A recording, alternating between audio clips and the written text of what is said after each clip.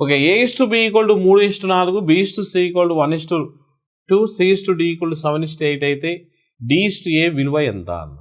సరే, ఇది కూడా ఇంపార్టెంట్ మోడల్ ఇది. సరే, ఇక్కడ 3:4 by printing mistake, that is 3:4. Okay, D/A కనుక్కోవాలంటే దానికంటే ముందుగా మనం A/D కనుక్కున్నాం అనుకోండి, D/A ఈజీగా కనుక్కోవచ్చు. సరే, A/D కనుక్కోవాలంటే A/D అంటే సాధారణంగా ఏం రాయొచ్చు మనం? A/D.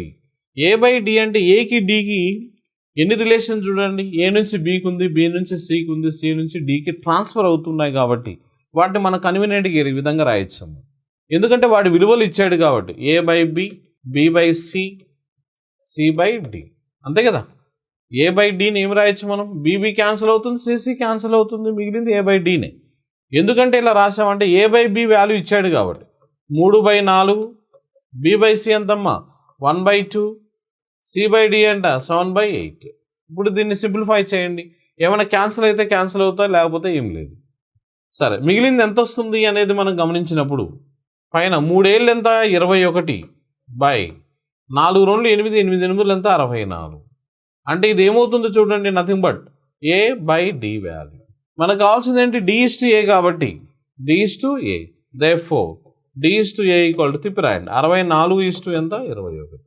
ఏమైనా సింప్లిఫికేషన్ ఉంటే సింప్లిఫై చేయండి, లేదంటే వదిలేయండి.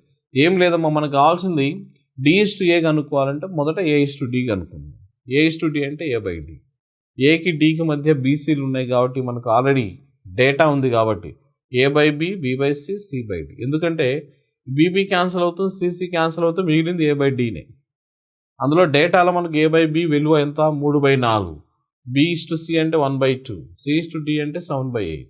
మల్టిప్లై చేయండి, 3 ఏళ్ళు ఎంత? 21, 4 2 8, 8 2 ఎంత? 64. ఇదేమవుతుంది? A/D. మనకు కావాల్సింది ఏంటి? D/A కాబట్టి దాన్ని తిప్పి రాస్తే 64:21. ఓకే.